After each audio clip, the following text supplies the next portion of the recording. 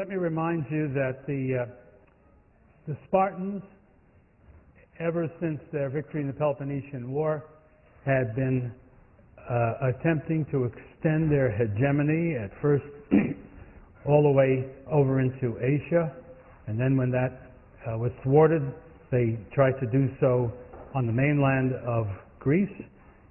And one consequence of their effort and the failure to achieve it in an easy way was the restoration of Athens to a primary position in the Greek world again, not as powerful as Sparta, but once again an independent state that was capable of being a serious opponent of the Spartans. And today I want to talk about the emergence of a third great power in this period, which had never had a position, I think, of something resembling equality with the leading powers in the Greek world, although it had had periods when it was very strong anyway.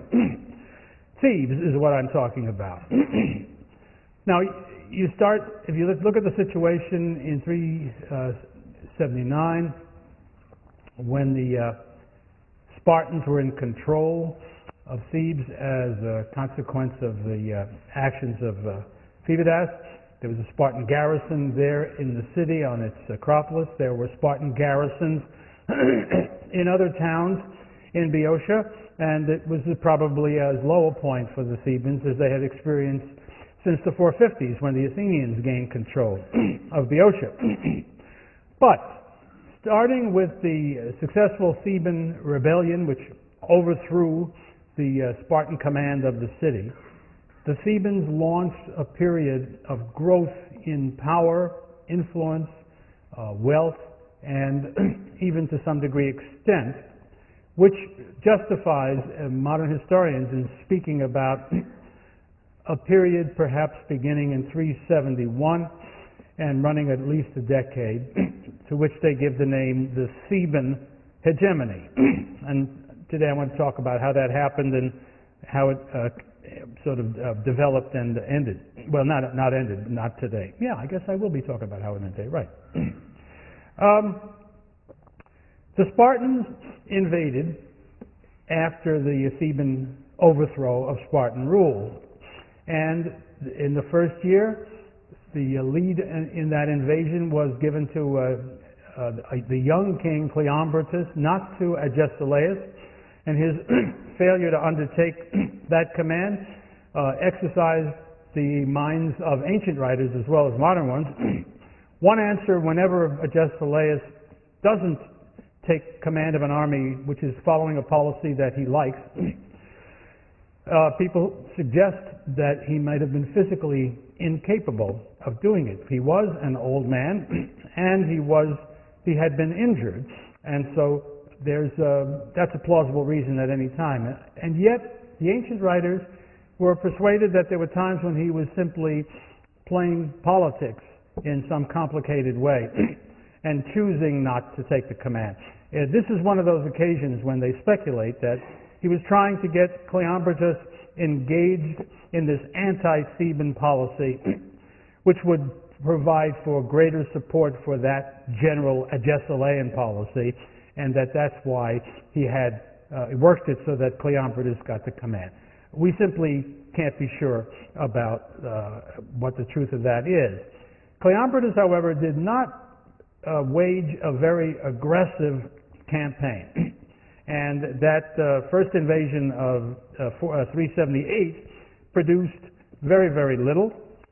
However, subsequent Spartan invasions also, even those led by Agesilaus, were not successful. The Thebans were able gradually to gather their strength, to recover parts of Boeotia and bring them under their power, and to drive the Spartans away without yielding anything of importance. One of the consequences, I'm talking really about the years 378, 377, 376, and into 375. One of the things that the Thebans engaged in this period, and it's extremely important because it provides the basis for the power that they will develop, was a reconstruction of the Boeotian League. The Thebans had commanded or led or dominated the Boeotian League before. They changed its constitution, however, in these years in a way that was rather important. In a word, to simplify the matter, the entire operation of the League became more democratic. They used to have the decisive bodies that determined Theban policy in the form of 4 separate councils, which were sort of indirect regimes that really made the policy. The new constitution made the decisive place really an assembly in which all the representatives of the Theban cities came and made policy in an assembly, not in separate councils, all of which could be more readily controlled by oligarchic figures. And the only thing is that the meetings of the Boeotian League took place in Thebes. Now, not only did Thebes have a majority of representatives in that league, or at least the largest number, by virtue of its size and its leading role, but the fact that it all took place in Thebes meant that there would be more Thebans there and more Thebans playing an influential role in what was going on. Nonetheless, we shouldn't discount the truly democratic nature of this regime. It's a new thing. Boeotia and Thebes used to be a bulwark of oligarchy, and it became a remarkably democratic city. And I think there's reason to take note of the fact that this seems to have had an impact on Thebes and Boeotia, much like the one that Herodotus praises so highly back when Athens became democratic, when they threw out their tyrants and established a Cleisthenic regime.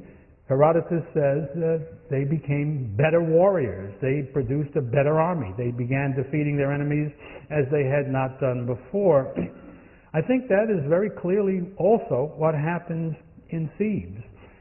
That we can't get away from the fact that Thebes became a more formidable military power thereafter.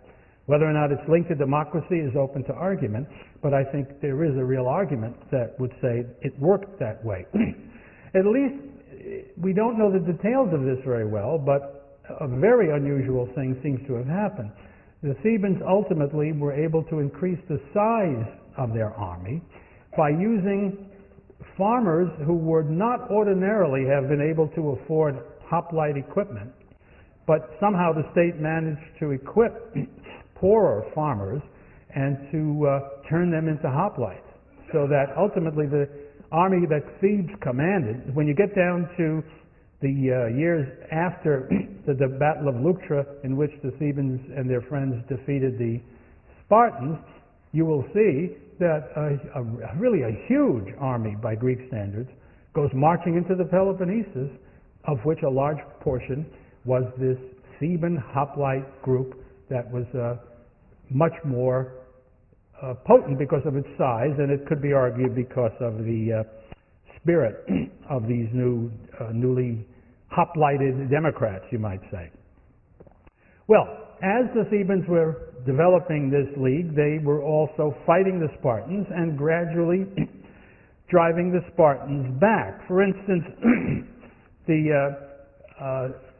they destroyed the city of Plataea, which was always on the side of the enemies of Thebes. In this case, they were on the side of the Spartans, and it would take a while before that was undone. They also placed a number of cities under Theban command. They didn't need to do that for most of the cities in Boeotia, because mostly they seemed to be satisfied and pleased to cooperate with the Thebans. And why not? I mean, I should make the point clear as to why they would be happy to do that. When the Spartans invaded Boeotia, they didn't only beat up Thebes. In fact, Thebes was less hurt than were the other towns, because Thebes was further away and better equipped to defend itself. Every time the Spartans came in, they ravaged the Boeotian countryside and did harm to these Boeotian towns. So it was Thebes that was the defender, the protector of the Boeotians against the Spartans, and this certainly gave them popularity. It helps explain why this new Boeotian confederation was so effective and so loyal. The Thebans were doing a key job for Boeotia and the Boeotians. And this, meanwhile, this new army that was being put together, it wasn't, of course, entirely new. Its heart would have been the old Boeotian hoplite farmer group, but it was added to, and it was given this new twist.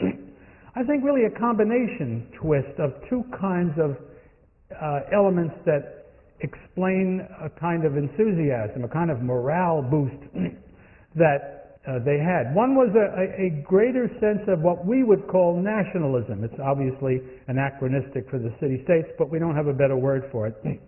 That is to say, this constant warfare, these constant attacks by the Spartans, culminating in this seizure of their city against all custom, against all law, and in a very unpleasant way, and the support of these oligarchs as against the common people, the ordinary folks, so that when this new regime, led, I should point out, by these two extraordinary military leaders, Pelopidas and Epaminondas, when these fellows also were responsible for the liberation of Thebes, especially Pelopidas, and when they were leading the fight for the defense of Boeotia, all of that meant that there was a growing feeling of we are Boeotians, we are together, and the enemy is the Spartans, and we need to fight them.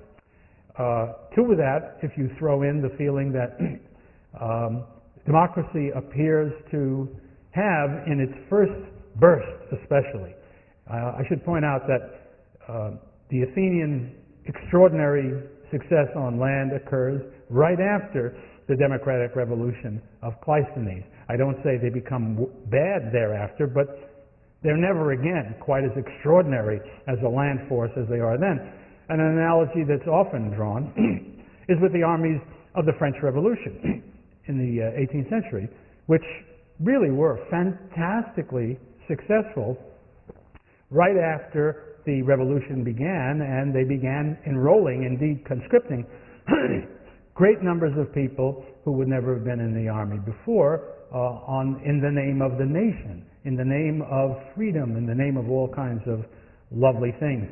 Again, it's often neglected that the French already had a terrific army before that happened, and they had wonderful officers and generals and were skilled in the art of war, so it was kind of a best of all worlds where they had a solid base for military superiority, to which was added this great business of numbers and the zeal that went with it. Something like that, I believe, is going on here in the 370s to help explain what's happening to what becomes this enormously powerful and successful Theban army. The fighting goes on. The Thebans, you remember, joined with the Athenians against the Spartans back at the time of the foundation of the Second Athenian Confederacy in 377. And they do work together for a time, but it doesn't take very long for there to grow up differences between the Athenians and the Boeotians. They are, if you look back at the whole history, more frequently enemies than they are friends. They are long-standing differences, suspicions, attitudes that are not entirely friendly, and so on. And as Theban power grows, and as the threat from Sparta diminishes, the Athenians become less enthusiastic about their alliance with Thebes, because the Thebans are now emerging as a contender for the leading position, for a hegemonal position in Greece. So we will see the Athenians and the Thebans gradually moving apart in the decade of the 370s. There was, in 375, a proposal for peace to be established in the warring Greek world. It was apparently, there's some difference of opinion among our sources, but one thing that seems clear. The king of Persia was in favor of it. The ancient writers explain his reason for doing that, for being interested in having that happen, because he had other wars to fight. As so often was the case, there was a rebellion in Egypt, which was always a serious menace. So he wanted peace so that he could hire Greek mercenaries to fight in his army. Perhaps that wasn't the only reason that the great king had. He must have been worried at the growth of Athenian power and influence at sea, which was continuing throughout this period. The Second Athenian Confederacy never had the power and extent that the great empire it had in the 5th century, but it was scary from the standpoint of the great king. And so he might very well have wanted to restore peace to Greece as a way of stopping excuses for further expansion on the part of the Athenians. On the other hand, the Athenians were not unhappy to make peace as an opportunity to consolidate the gains that they had had, and because that would put a stop to what I think was beginning to worry them, the expansion of Thebes. Now, mind you, they're still worried, number one, about Sparta in 375. Spartans haven't been defeated by anybody. They're still the most serious power. They're still the power that stands for Persian power in the Greek world. But things have become more complicated as Thebes has emerged on the scene. Well, the ancient writer, Diodorus especially, speaks of an event. Well, let me describe the event. He says that when it was time to sign this common peace, maybe I want to say a word about that too. The Greek words for common peace are koine eirene. It is a term that comes up again and again in the 4th century in attempting to bring peace agreements among the Greek states. It's a new thing. As you know, peace in the past usually took the form of the swearing of oaths to accept a peace treaty on very specific terms between combatants in that war. The koine eirene concept has a more modern ring to it, and it seems to have the idea that there should be a common peace among all the Greeks, and that the signatories should be responsible for upholding that common peace. It's a very interesting idea, and it sparked enormous interest in scholars, I think especially after the First World War, when all of the hopeful talk about the League of Nations and Kant's picture of perpetual peace and all of that stuff was flying around in certain circles. So people hope to see in the koine eirene, this might have been a preliminary sign of that same kind of idea.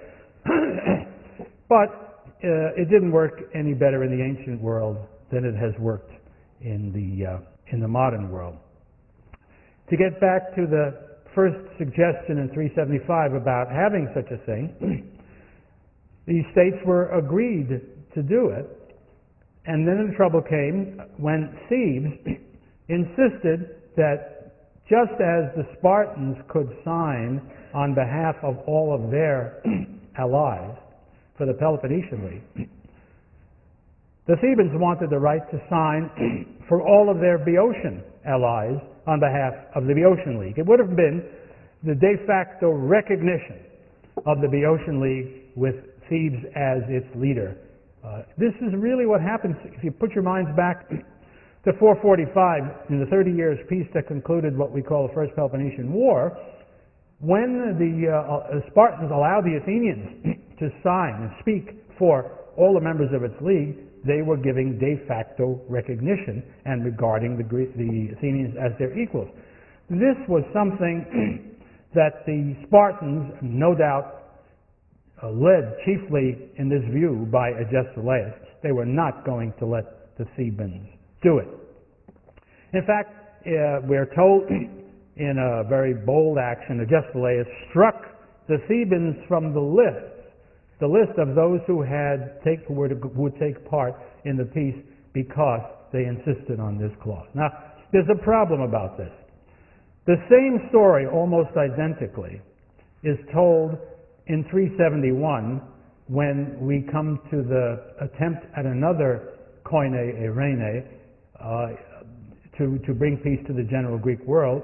The whole story is told in pretty much the same way, and the upshot of the one in 371 will be the great Battle of Leuctra. This has led some scholars to say Diodorus, who is the source of these tales, simply has screwed up, got it wrong. This is what they call a doublet. Somehow he projected backwards an event that really happened in 371 and has it happen twice. I'm very, very suspicious about modern historians who are prepared to rip up pieces of ancient historians because we know better and it just doesn't make any sense, is the argument. The truth is, I can see no reason why they shouldn't have happened twice. Certainly, Epaminondas would have insisted on that. Certainly the Spartans would have objected to it. The actions that go with it strike me as being perfectly okay in 375, and when, 4 years later, a similar circumstance emerges, why shouldn't the same thing happen again?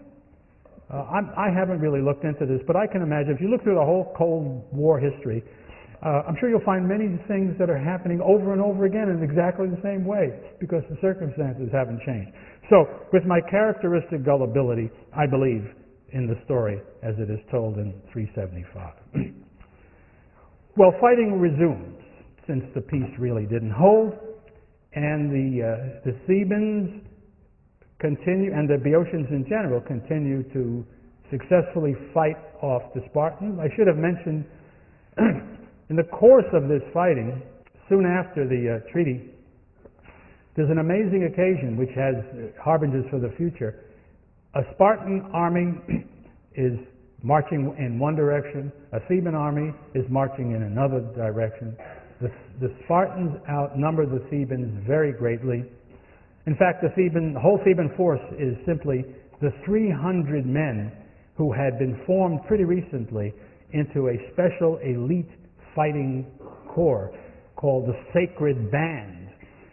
Their special quality was that, in addition to being excellent warriors and trained especially for their job, they were homosexual lovers who stood and fought right next to each other. This was just carrying forward the principle that the Spartans had used in one way and another, and it turned out to be equally successful.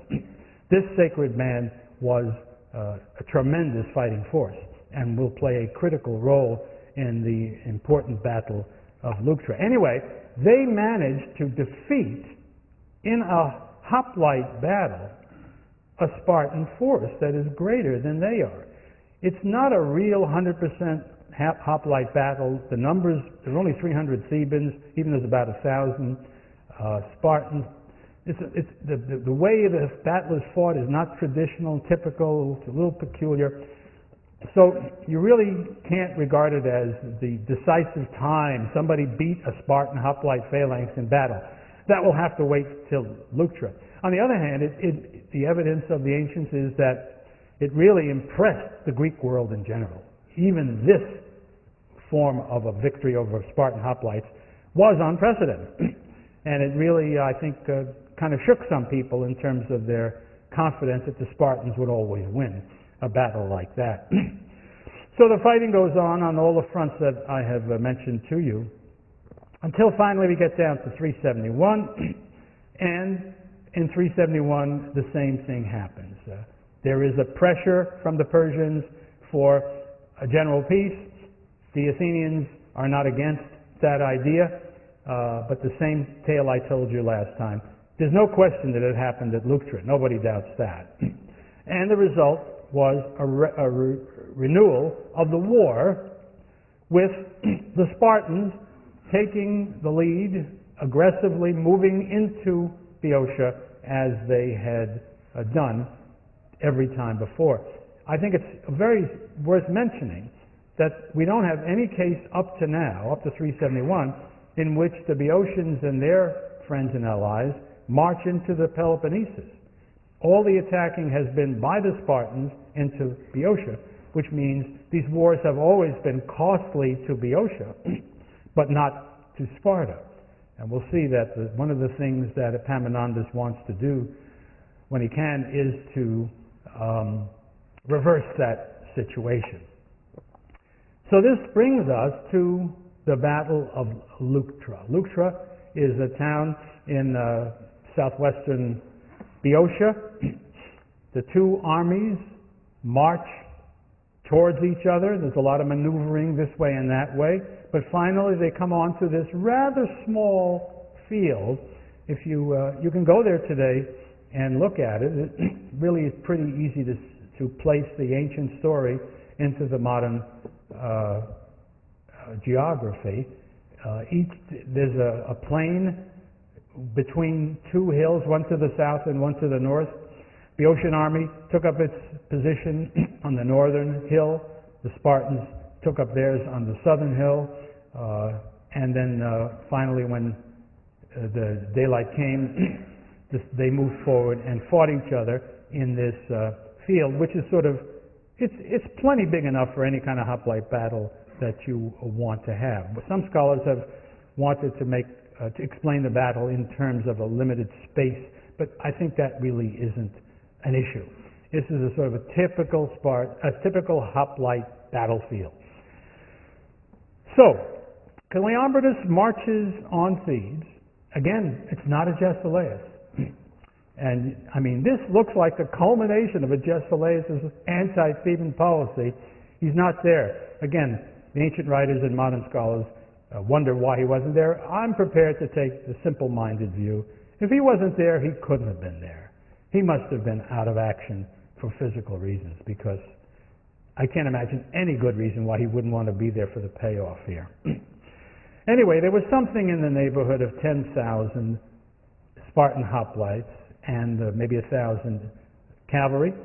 And the Boeotian side is less clear, maybe 6,000, maybe 7,000 Boeotian hoplites. So they are outnumbered, and I think that has a lot to do with the tactics that Epaminondas employs in fighting this battle. It's a famous battle, it's an important battle, so I'll take a few moments to talk about the battle itself. Again, this is much debated. It's not easy to know what's going on or why it's going on. But let's start with the important point that the Thebans were outnumbered. So it really was up to Epaminondas to think of some way to overcome this disadvantage. Normal course of events, 6,000 or 7,000 against 10,000 in a regular hoplite battle. You can, the bookies would take the game off the board. I mean, especially if they're Spartans and Peloponnesians, the bigger battalions are going to win. So Epaminondas comes up with, certainly, nobody can deny that he came up with some kind of plan. What am I fussing about here? Some scholars have wanted to emphasize not the tactics of Epaminondas, but rather the superior fighting qualities of this new Theban democratic national army. Well, I certainly think that made a difference. I give real credit to that element, and yet I can't escape thinking that there really was a very tricky, unusual strategy of tactics or operational plan used by Epaminondas that accounts in a considerable part for the success of the Thebans in this battle. The normal way you line up is that the sort of the leading forces on each side take up the right wing of their phalanx. That's the position of honor, and that's where you try to beat the other guy. That has the consequence, incidentally, of meaning that the best army doesn't fight against the best army. In each case, the best army is fighting against a weaker portion of the enemy army. That's not what Epaminondas wanted. He put his Theban forces with the 300 sacred band members at the front of it. His own group was at the left side of the Boeotian line, facing the Spartans directly. Now, the Spartans had to realize when they saw what was going on. Oh, forgive me, I forgot to tell you another very important thing. Instead of the usual depths of the phalanx, 8, 12, maybe 16 ranks, Epaminondas loaded his left wing 50 men deep. And that is, it may be precedented, but if so, it's extremely rare in the past. His idea apparently, and then when he started for battle, he took his left wing and moved it obliquely further to the left. The plan being to flank the Spartans, if they could, and come at them from their vulnerable side, and to do so in tremendous strength. I think the idea of the tremendous strength and depth was to win on that side quickly, because he was weak, obviously, on his right. I suppose that the force immediately after the Thebans would itself present a problem, because if the Thebans went sharply to the left on this occasion with their deep, powerful phalanx, the guys next to them probably would move with them to some degree, but not with the same speed and not with the same determination, because the situation, so there was the danger of there being an opening right there. That would have been very scary. Apparently, Epaminondas told the people on the right, I would have thought everybody to the right of his outfit, to proceed only very slowly. If that's the case, the Spartans then the Peloponnesian army on their left would have had to take some time before they could encounter the Boeotian army, so that the first fighting would be on the left, where Epaminondas wanted it. And his hope was, in a way, this is a variety of the marathon strategy. You remember the big thing there was the Athenians under Miltiades hoped to win swiftly on the wings where they had greater depth. They knew they would lose in the middle. They just hoped they would lose slower than they would win on the wings. I think this is a version of the same idea. And so Epaminondas and his block of Thebans goes to the left, and I would argue, and the ancient sources say this too, swiftly, as Herodotus said of the Athenians at Marathon, dromoi, on the run.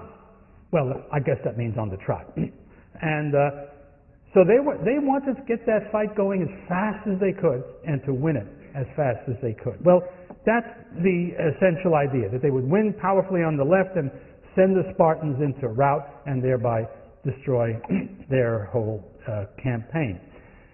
Now, we have to account for funny things that happen apart from the phalanx.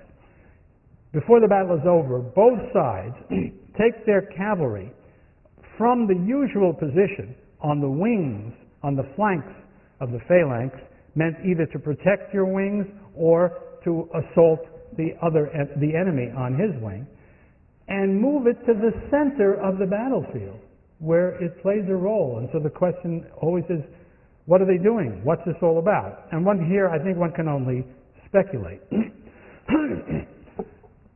Surely it would have been a wise thing for Epaminondas to move his cavalry into the center of the field, in front of the center of his line, not in front of him, but in front of the guys to his right, because they too would have had an effect of slowing down any Spartan attack where there was a vulnerability. So if you take it from that point of view, you could think the Spartans, who definitely moved their cavalry out front, did so in order to combat the Theban cavalry. That would be an explanation enough. But some scholars make an argument, and there's some reason to think they might be right, that the Spartans, seeing what Epaminondas was doing, knew that he was trying to flank them on the right side. And so they wanted to take steps to prevent being flanked on that side.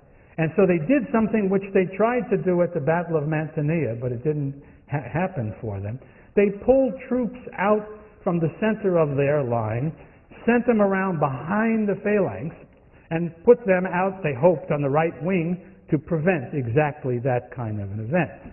But to prevent the Thebans or the Boeotians from charging that empty spot until it was filled, they sent their cavalry up front to shield them, not only to shield them, but in effect to hide them. Certainly the cavalry's being out there would have kicked up a lot of dust, and they could have hoped that the Thebans wouldn't know what was going on. So that's the theory. What is a fact is that the Boeotian cavalry and the Spartan cavalry clashed. And as I think, again, the bookies, if this had happened, would have predicted, the Thebans defeated the Peloponnesians. The Thebans had a superior cavalry. It has to do, of course, with the nature of their land, which is better for horses than most of Greek country. And so they drove the cavalry back into the Spartan phalanx, helping to create confusion and to break ranks and all that kind of stuff. But the real payoff, the real victory in the battle was one where Epaminondas hoped it would be. On his left flank, on the Spartan right flank, I don't think it's an accident that the phalanx, the Theban phalanx, came swiftly to the place where the Spartan king was located, Cleombrotus, and killed him. And if you look at Greek battles throughout all of their history, killing the general in command is a really good idea, because when you do that, you usually win. Have you got numbers, Curtis, on that? Or just got a general idea about how often that is a decisive or important element? It's very frequent, isn't it? When you kill the general, you win. Curtis knows more about military history in the Greek world than anybody, so I have to consult him. That being the case, the Spartans fought bravely and strongly around the body of their king, but that only led more of them to be killed. And before very long, the Spartan phalanx broke and ran, and the Thebans, the Boeotians, had won a clear-cut, unmistakable, blatant victory in a normal hoplite battle on a normal field. And this was the shock felt around the Greek world that this had happened. It just changed everything. There were only, here's an interesting fact that tells you something else that's important about what's going on in the Greek world. There were only perhaps 700 Spartiates in the whole battle. And of these, 400 were killed. Just think about that. I mean, that's devastating in so many ways. And it had all kinds of effects. We shall see it immediately shook the control of the Spartans, even over the Peloponnesus. It made people think the Spartans were vulnerable and that they might have come to the end of the line. But another interesting contrary consequence was that suddenly Sparta wasn't scary, but Thebes was very scary. And the Athenians, who had already come to be nervous about the Thebans, you notice I haven't mentioned them. They had been the allies of Thebes. They were not at the Battle of Leuctra. And as a matter of fact, they were clearly working with the Spartans already to check Theban power and Theban expansion before the Battle of Leuctra. They stayed neutral. They didn't show up at the battle at all. But it tells you a very important change in the scene in the Greek world at this time. So I think it's safe to say the Battle of Leuctra put an end to Spartan supremacy. The Spartan hegemony is over. And now the question that awaits Greece is, what happens next? I think in the normal course of events prior to the buildup of this new Thebes, there would have been a division of power between the states. The Athenians would have used some muscle, the Thebans would have used some muscle. Some lesser states would have emerged in the vacuum created by the destruction of Spartan power, but that would have been that. However, given all that had happened in Boeotia, the kind of leadership that existed in Thebes, something amazing then happened. The Thebans decided to put an end to Spartan power forever and took a number of measures to bring that about. Just the defeat of Leuctra meant the disintegration of the Peloponnesian League. A number of states obviously took advantage of Sparta's weakness to just pull out and get out from under Spartan control. And then, in the year 370, the Thebans put together a tremendous army and ultimately marched into the Peloponnesus to do what they were going to do. One of the things that happened, reflecting the collapse of the Spartan hegemony in the Peloponnesus, was that the towns in the region of Arcadia, the mountainous region to the north of Sparta, put themselves together in the form of the Arcadian League. And it is, I mentioned this to you earlier, I believe, it is one of the first federal leagues of a different kind from the one we've seen up to now. There is no hegemonal state. It is not some big state and its friends, which even the Boeotian League is still in that category. It is, in fact, a collection of states that are ostensibly equal. And this is entirely voluntary. They are coming together, these Arcadian states, in order to protect themselves and to pursue their interests against the many troubles they've had over the years.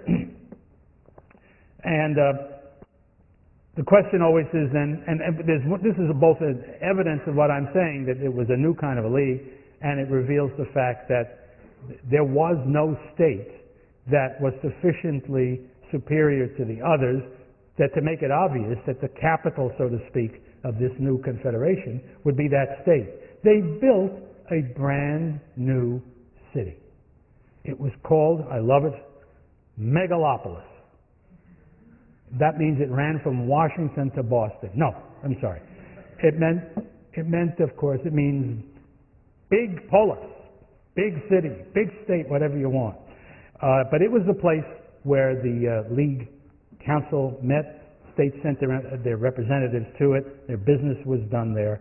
And it's really quite an interesting event, especially as you look ahead in the history of Greece. And as I told you last time, that kind of thing had a remarkable influence on the thinking of the shapers of the American Constitution.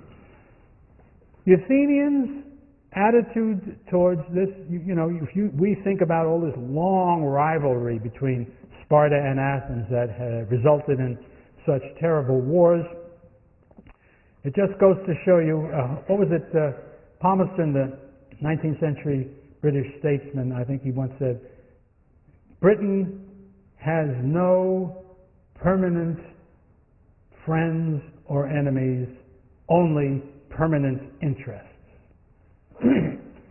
And I think whether that was true of Britain or not at the time, I think we should always realize that that is true of the way states operate in an international system. It is not that they don't have inclinations, and long-standing friendships do have some impact, and long-standing enmities have a greater impact, and yet anything can happen. I mean, just to get some sense of that, who would have believed that in the 1930s that Great Britain and France would join with Joseph Stalin's Soviet Union for any purpose whatever, since they, especially the British, had been interested in putting an end to that regime from the moment that it was invented.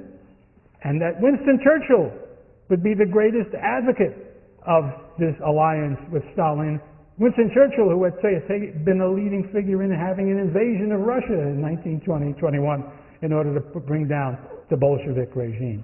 And Churchill's answer, I think, to the question of why you're doing this tells you a lot about this general point I'm trying to make. I'm not going to get this exactly right. I don't have Churchill's gift and my memory is fading. But he said, why are you joining up with Stalin? You've been denouncing him forever. He said, if Hitler invaded hell, at the very least, I would want to say a few kind words about the devil in the House of Commons. That ought to tell you something about the permanence of these kinds of things. Interests are what matter. And the Athenian interests had changed.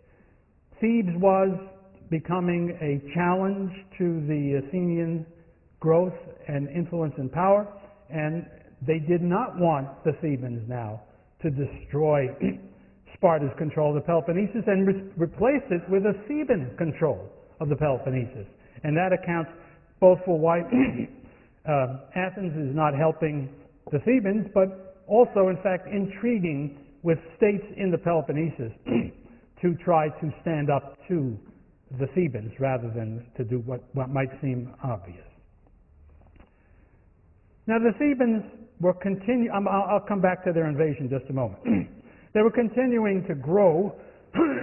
They were gaining allies in central Greece, Phocis, Aetolia, Acarnania, Locris, Euboea.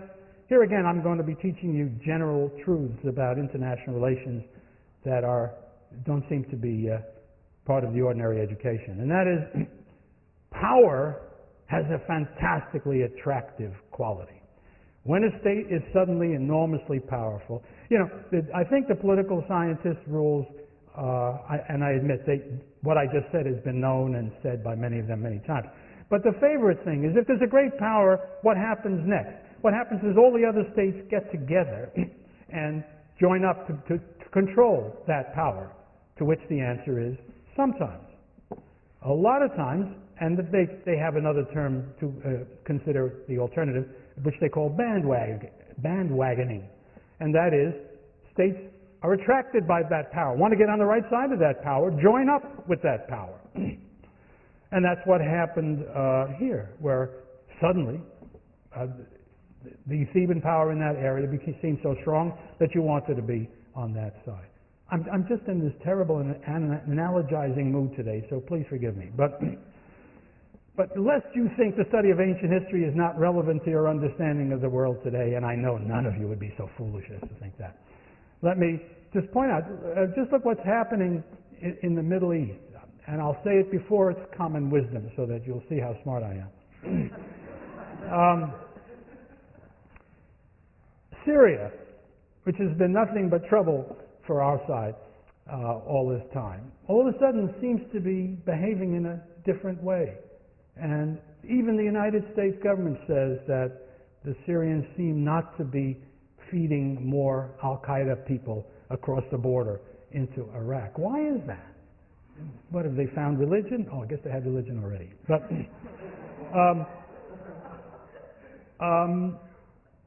the answer is because suddenly American forces are kicking hell out of everybody in Iraq. And suddenly there's a powerful American army sitting there, which is right next door to to Syria.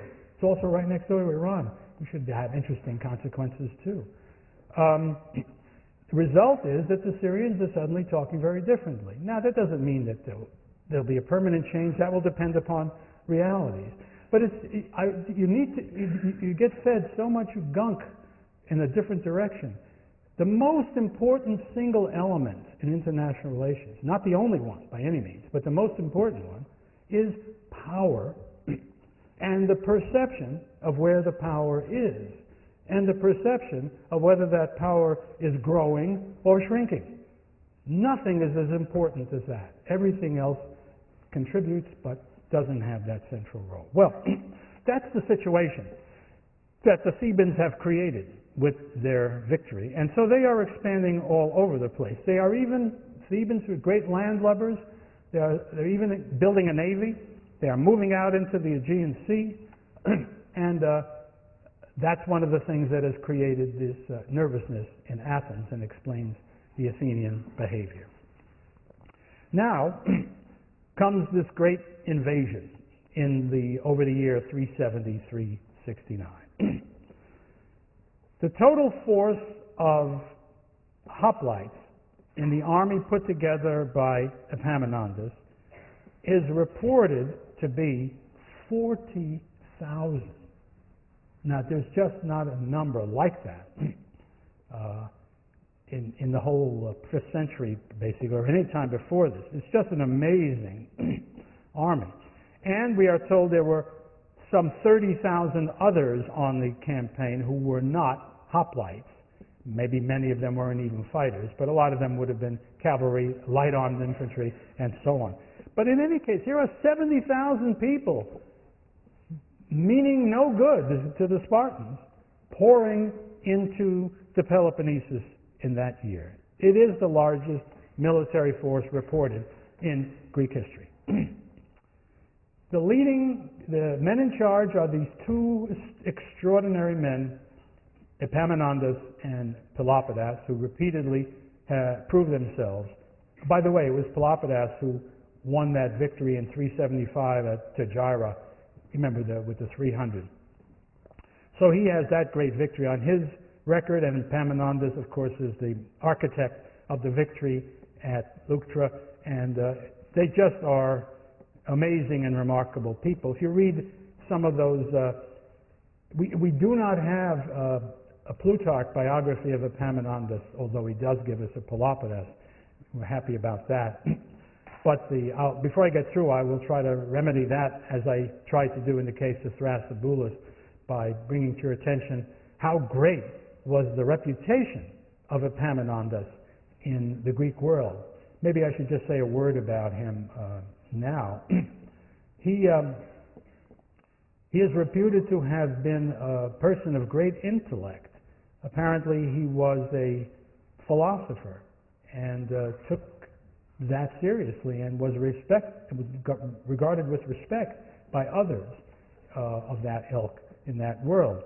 And of course, it looks very much as though he is a man of political convictions of such a kind as almost to suggest political theory. I mean, he seems to have been committed, really, to the idea of democracy as a good thing in itself. On this latter point, we just don't have very much evidence, nothing that he said, but we do have what he did, which squares perfectly with what we are talking about. It would be, I mean, it breaks my heart, these lives that Plutarch did not write. What I would give for a life of Cleisthenes by Plutarch, and similarly of Epaminondas. And I'm amazed, I don't know, who knows why Plutarch did what he did. But in any case, it would be really fascinating in his case because of the complicated nature of his mind and his life. But there he is, along with Pelopidas, leading this armed force in there. They move down into Laconia, the home territory of the Spartans. Now, the Spartans are forced to huddle in their city and to try to resist anything that comes at them. They cannot go out to fight these people invading their homeland. Their homeland has never been invaded in anybody's memory. This is out of the question. Nothing like this would have been possible, and here they are just hiding in their city. Not even a walled city, because it was part of their pride. They don't need walls. They have an army. Nobody can come in there and attack their city, and there they are. And what does Epaminondas do? He does not go after them in that city, because probably his one reason would have been fighting in the city. You know, urban warfare is always difficult and costly, and nobody, until lately, is really good at it. I mean, I don't know how much you've paid attention to what's going on in Iraq these days in the so-called surge, but if you study it as a military problem, and then you see how they dealt with that military problem, it is one of the really most brilliant things I have ever seen. Because to be successful in the war I'm talking about now, requires not only shrewd use of military forces for military purposes, but it has to be integrated with constant political negotiation and conversation with the natives, which has to be associated also with certain economic conditions being brought about so that the people who are might be on the other side can be on your side, and then you can have them work for you. And I've only touched on the beginning of all the complexity of that. So, but in any case, until that happened, there are very few cases of really successful urban warfare without tremendous cost. Well, of course, before they figured out what to do in Iraq, they had some tremendous cost of not figuring it out. What I'm getting at is, yes, I'm sure that if Epaminondas had wanted to, he would have been able to defeat the Spartans in their city, but he would have paid a great price. Now, there's perhaps another consideration. Before I come to that, let me just tell you that what Epaminondas did is bypass the city, ravage the countryside wherever he found it, doing as much harm as he possibly could. And even as this was happening and was obviously reported back to the Spartans did not come out to fight. Now here's where I think once again Victor Hansen's splendid imagination comes into the picture in what I find to be a very persuasive explanation of what's going on. And he makes this explanation based on an analogy he draws with the army of General Sherman during the American Civil War, when Sherman's famous march to the sea, or his march through Georgia, when there is a Confederate army to the north of where he goes, but he doesn't seek them out. He goes marching towards where he wants to get to, doing as much damage as he possibly can, destroying the food, the crops, animals, everything, burning down houses, being as nasty and unpleasant as he can be. Why is the question? Well, he was a nasty, unpleasant fellow. Not really. We do know a lot about what Sherman thought he was doing, because he wrote about it. Sherman apparently hated the Southern slavocracy. He wasn't satisfied with defeating the South, as many a Northerner was, and then sort of letting it be what it had been before, or perhaps destroying slavery itself and leaving everything else pretty much as it had been. He seems to have thought this was a terrible, wicked society. And if it wasn't to go back to its old bad ways, it not only had to be defeated, it had to be humiliated. In his view, part of the success of the South was in building up what he would have thought of as a myth of their aristocratic superiority, which made slaveholding appropriate because the people who were superior were ruling over people who were inferior. And they deserved it because they were better fighters than anybody else. Everybody thought at the beginning of the war, certainly, that the South had a better military tradition and that they were better soldiers, and I think they were. And that they were courageous. Being a great military man means being courageous. And all of that justified the system and provided the pride that made it possible to work. Well, Sherman wanted to show it wasn't so. And here they were burning down houses and barns and food, and the women folk having to stand there and watch it. And where was the Confederate Army? They didn't come down to challenge them.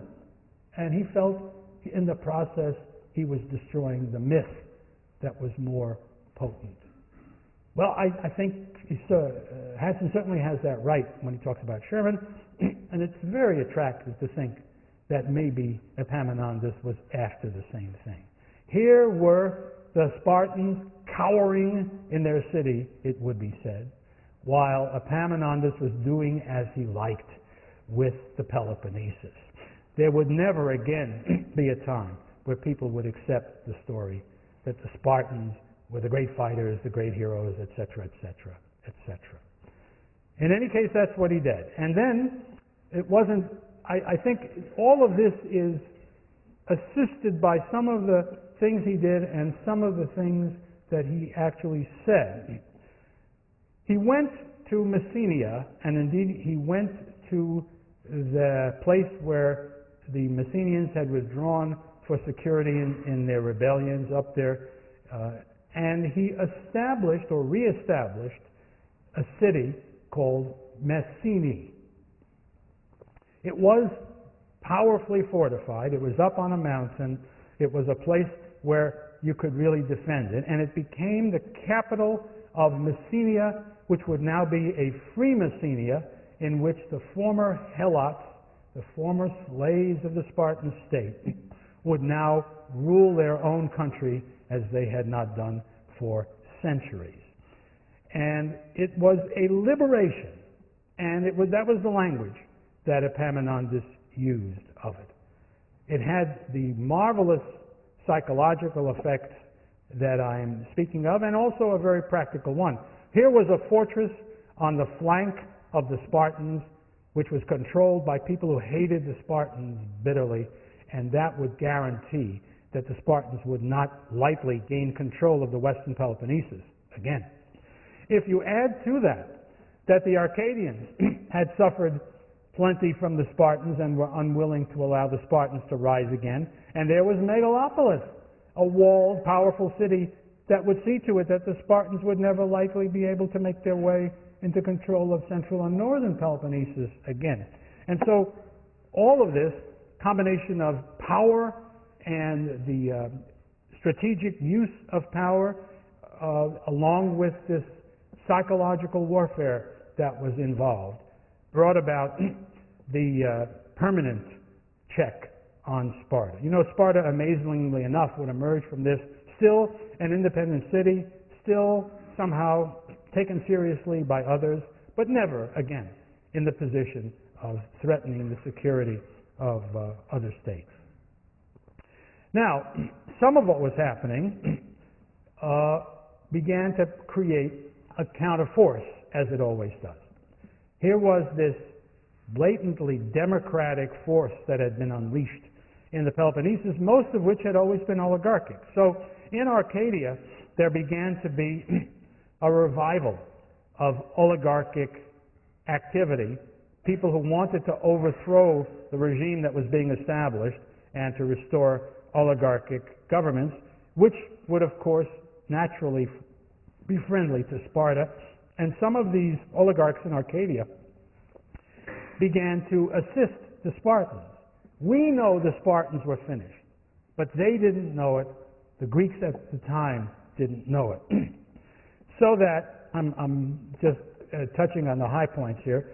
In 362, by now I should report that Pelopidas was dead. He had died fighting in Thessaly against an autocrat there by the name of Jason from the city of Pherae, about whom we don't know a lot, except to say he got to be very powerful indeed and was pretty soon challenging both Thebes on the land and also challenging Athens to some degree at sea. And who knows how much trouble he would have made had he not died before he could do so.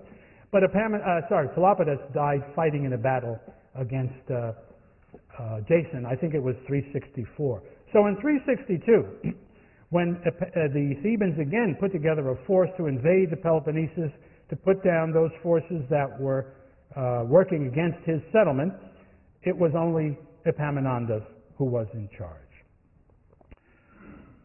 Apparently, in the Battle of Mantinea, this is the second Battle of Mantinea, the first took place in the Peloponnesian War in 418, but this one in 362, apparently Epaminondas used some of the very same tactics that had been successful in the Battle of Leuctra.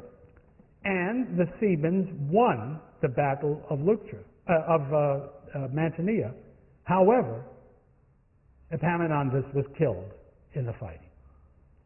And it turned out that that was more important than anything else. With both Pelopidas and Epaminondas gone, Thebes never again shows that kind of special quality that brought it swiftly to power and will swiftly bring it down. Although, as we look at the world in 362, we should realize that Thebes remains a very formidable power, and the Greeks, again, I want to warn you, don't know that Thebes isn't going to come back and with 2 new leaders or 10 new leaders or 1 or whatever and become the same kind of a menace that it had been before. But looking back, we can see that that was the outcome. So, the Thebans won the victory, but in effect they really lost the war because that was the end of their special quality. Cicero, writing about this centuries later, called Epaminondas the foremost man of Greece. There is an inscription, or there was an inscription on Epaminondas' statue that was erected on his death at Thebes.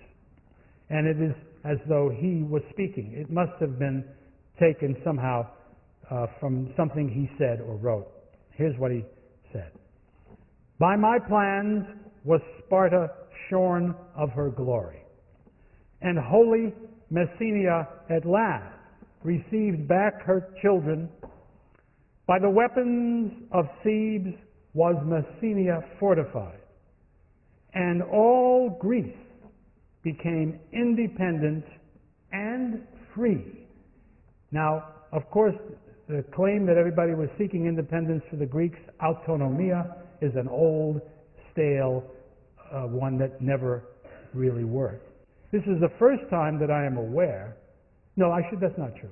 The Spartans entered the Peloponnesian War claiming that they were fighting to free the Greeks. But of course, they immediately began enslaving as many of them as they could when they won the war. But Epaminondas says, well, we did this, we accomplished this, and at the end of the day, the Greeks, all of Greece was free, he claimed. I'm sure it wasn't perfectly true, but there was a lot in it, and that's what he was proud of. That's what he thought he was doing. I think that's the important point about that quotation. It tells us what he would have wanted, as indeed it has worked out that way, to come down as his legacy. What did Epaminondas do? Did he say, he increased the power of Thebes tenfold. He made Thebes' name ring in the Valhalla. He never heard of Valhalla. In the Valhalla of heroes throughout history. That's not what he wanted to have said. What he wanted to have said was, I restored the Messenians to their land. I restored them to safety. I gave them freedom. I left Greece free and independent. Xenophon, writing after his description of the Battle of Mantinea, says the following. And these are the last words in his Hellenica, in his history of Greek affairs in his time. Since nearly all the people of Greece have come together, or had come together, and formed themselves in opposing lines, there was no one who did not suppose that if a battle were fought, those who proved victorious would be the rulers, and those who were defeated would be their subjects. While each side claimed to be victorious, neither was found to be any better off than before the battle took place. But there was even more confusion and disorder in Greece after the battle than before. So here's a case for the unimportance of warfare, you might say, for those people who want to make that case. That here was all this fighting, here were all the dead, and at the end of the day, nothing had been settled. That is often the case in war. Although, it might be said that something pretty serious had been settled by the campaigns that the Thebans had fought before the Battle of Mantinea, before the Battle of Mantinea, and that Greece would never be the same again because of the fighting that had taken place before. But as we look forward, not backward, It's worth noticing that the years of competition for hegemony, which go back, at least to the days after the Persian Wars, had left Greece weakened and divided, and therefore open for exploitation and even conquest by a new threat from outside the system, which was not even dreamed of by the Greeks as a menace in 362 at the Battle of Mantinea. And there's something to be learned in there too. I mean, if you had taken a poll of the Greeks and said, where are the dangers to us now? What problems do we have? They would have been talking about the traditional conflicts between the Greek city-states. No one, I think, would have used the word Macedonia as part of anything that looked scary. And of course, nobody would have uttered the name Philip, because Philip wasn't even king of Macedonia yet. And yet, within a few years, Philip would be the king of Macedonia. And within a couple of 3 decades, there would suddenly be a real menace from the north that would be very threatening. And we'll take a look at that next time.